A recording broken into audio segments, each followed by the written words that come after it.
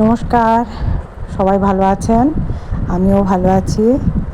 চলুন, এখন প্রচণ্ড গরম আর এখন বেশ কাঁচা কাঁচা আম উঠেছে। আমের বেশ সুন্দর একটা আচার সাধারণত আমরা গুড় দিয়ে বানাই, আর যে চিনি দিয়ে আমের আচার বানাবো। দারুণ টেস্টি আচারটা। তো চলুন শুরু করি। দেখুন, এই আমগুলো আমার বাপের বাড়ির গাছের আম। এগুলো না পাড়া হয়নি, কিছু হাওয়াতে পড়ে গেছে, হালকা হাওয়াতে পড়েছে আমগুলো।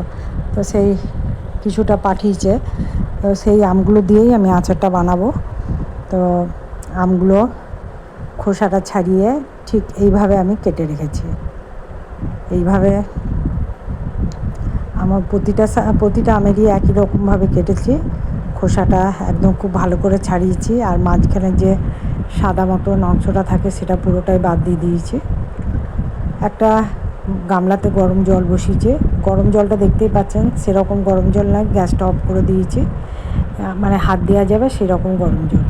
ওর মধ্যে আমগুলো ফেলে দিলাম। আমগুলো ফেলে ভালো করে কষলে আমি একটা ঝুড়ির মধ্যে তুলে নেব। ওই গরম জলের মধ্যে একটা ঝাঁঝরি দিয়ে আমগুলো উলট পালট করে নিলাম। মানে হালকা গরম জলে একটু, যাকে বলে জাস্ট একটু ভাপানো, একটু ভাপিয়ে নিয়ে দেখুন জলটাতে হাত দেওয়া যাচ্ছে সেরকম গরম জলেই আমি দিয়েছি। এবারে আমগুলো কি করব, একটা ঝুড়ির মধ্যে তুলে নেব। একদম তুলে নিয়ে জলটা এক ফোঁটাও যেন জল না থাকে সেইভাবে তুলে নেব। দেখুন একদম সুন্দরভাবে তুলে নিয়েছি, জল নেই, তাও কিন্তু আমের মধ্যে জল থাকে। তো এবার আমের মধ্যে আমি দিয়ে দেবো নুন আর হলুদ। আমগুলো এখন খুব টক, আর একটু বেশি করে নুন দিচ্ছি, আর দিয়ে দিচ্ছি হলুদ।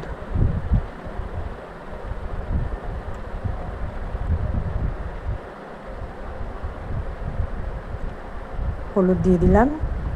খুব একটা আম নেই, অল্প আম আছে, তাই সেই আন্দাজে আমি দিয়েছি।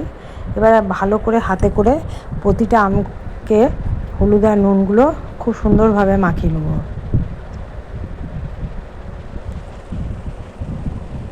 যাতে প্রতিটা আমে হলুদ আর নুন সমানভাবে ঢোকে।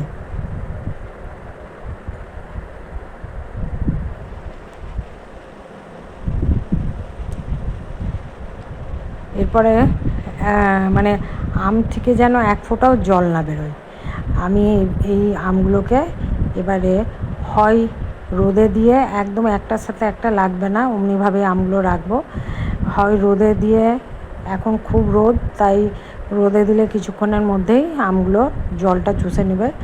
আর তাও যদি না হয়, ফ্যানের মধ্যে কিছুক্ষণ রেখে দিলে আমের জলটা চুষে যাবে।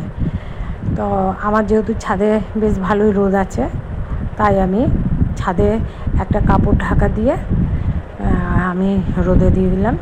দেখুন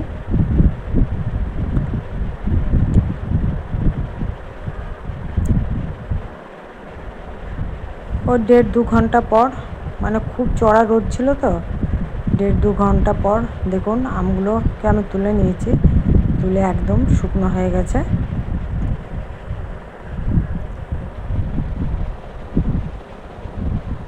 এরপরে 5 ফোড়ন, মৌরি, গোটা জিরে আর জোয়ান একটা কড়াতে ভালো করে, শুকনো কড়াইয়ে ভালো করে ভেজে নিচ্ছি।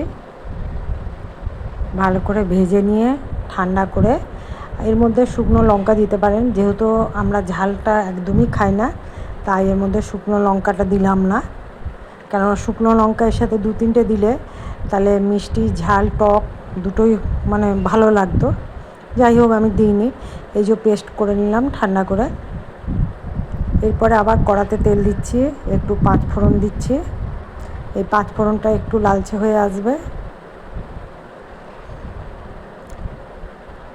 আমি দিয়ে দিচ্ছি আন্দাজ মতন, যেটুকু আমার আম আছে সেই আমের আন্দাজে আমি 1 বাটি চিনি দিচ্ছি। এবার চিনিটার মধ্যে আমি দিয়ে দিচ্ছি 1 ঢাকনার মতন ভিনেগার। ভিনেগারটা দিলাম এই কারণে, আমের আচারে নষ্টও হবে না, রোদে না দিলেও কিচ্ছু হবে না। রোদে দিই না দিই মানে রোদে দেওয়ার দরকারই নেই এই আচার, ওই ভিনেগার দিয়েছি ওতেই ঠিক থাকবে। এবারে চিনিটা একটু গলে গলে এলে আমি আমগুলো দিয়ে দেবো।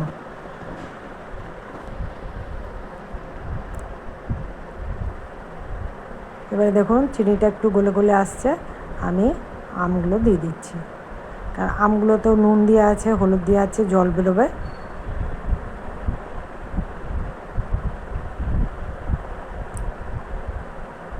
ভালো করে উপর নিচ করে সুন্দর করে নাড়িয়ে